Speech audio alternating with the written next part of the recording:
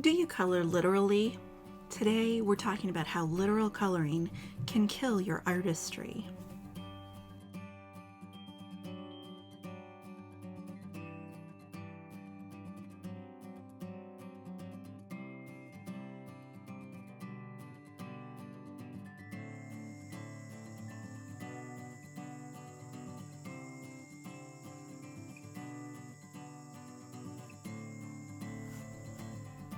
We like to romanticize childhood, as if kids tap into some secret knowledge of the universe that's hidden to adults. We also get really sentimental about children's art. There's this silly idea out there that if you could just learn to color like a child again, that you'd have this whole art thing figured out. That talent means approaching art with childlike abandon. Except in all my years of teaching, I've never had anyone tell me, "Gosh, Amy, can you teach me to scribble like I used to?" It's a romantic idea, not a practical one. People might like to talk about the childish approach to art, but nobody is proud when their coloring looks like a second grader did it. So how do we add maturity and realism to our coloring? There's one childish trait that some people never let go of, and ditching this habit will get you on the road to creating more polished art. Not just coloring better, but adding realism and artistry to your coloring projects. The trick is to stop coloring literally. What is literal coloring? I'm sure you're familiar with the process, even if you've never had a name for it before. And I'm willing to bet that most of you watching this video, you color literally much of the time.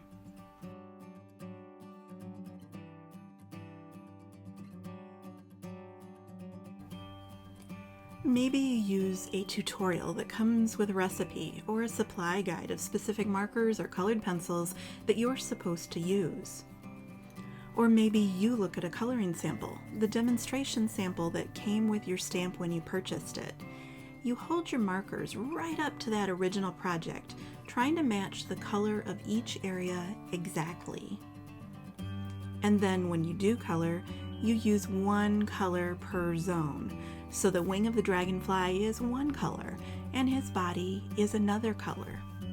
If you do shade your objects, you think of that shady area as a separate patch of color. So for a red object, you'll use two red markers, a light red in the light red areas, and a dark red for the shade areas.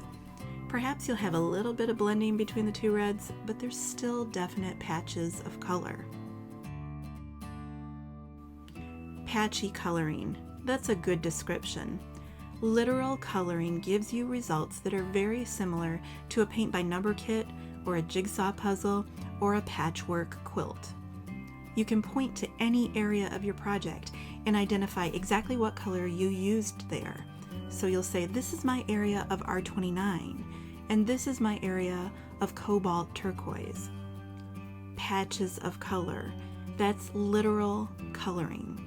Every area has to have an identifiable color. But artists don't usually work that way, especially those of us who specialize in realism. We don't care about keeping color pure and identifiable. Artists are far more enthusiastic about mixing colors, creating new colors that are strange, and colors that don't have a name. This is a hard concept for colorers to deal with, because at some point every child has been told not to mix your orange and green crayons, that it makes mud, and mud is ugly.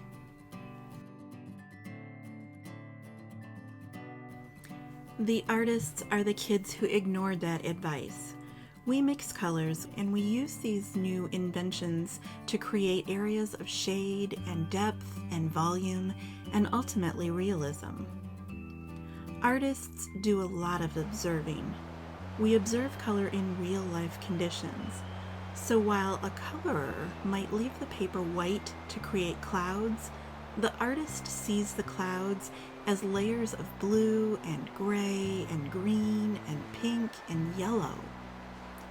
And while a colorer might be afraid to layer aqua over brown to create watery waves, an artist gets excited at that prospect. Realistic artists know that blue over blue over blue won't give you the look of water, but turquoise over taupe will look amazing. To add artistry, you need to stop being afraid to make mud. Mud can be your best friend. Color mixtures help to create interest and complexity. The colors you mix won't be the same as anyone else's mixture, so your personal color choices become part of your unique voice or style. Muddy colors specifically help add depth and dimension to your projects. Accurate shade and accurate shadow are never crayon-box colors. They're always a little murky and a little desaturated. Literal coloring limits your potential as an artist. It hampers your ability to capture realism, and it silences your unique voice.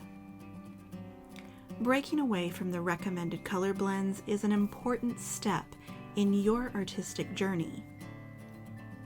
So in my Dragonfly course, I'm teaching intermediate colorers to glaze their bright and pure marker colors with translucent color from other areas of the color wheel. We're layering pinks and aquas, whites and lavenders over olive green.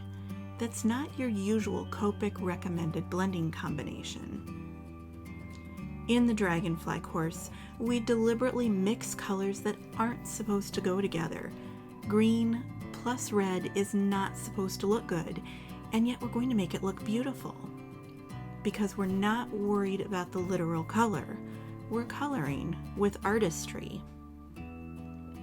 We're using this glazing process to create translucent dragonfly wings, but this is a method that colorers will find infinitely useful for a wide variety of objects, like balloons, water scenes, ice, curtains, glassware, beach balls, some foods and beverages, flower petals, and even mermaid fins. And it all starts with an easy dragonfly wing, and as you perfect the method, you'll use it more and more on stamps and coloring projects. That's the purpose of Vanilla Art's coloring lessons. I give you plain vanilla techniques which are applicable not just to the class project, but useful on a wide variety of coloring images. And we're not doing tricks or novelty things with Colorless Blender or new craft gadgets. We're using solid techniques that have been used by artists for decades, and even centuries.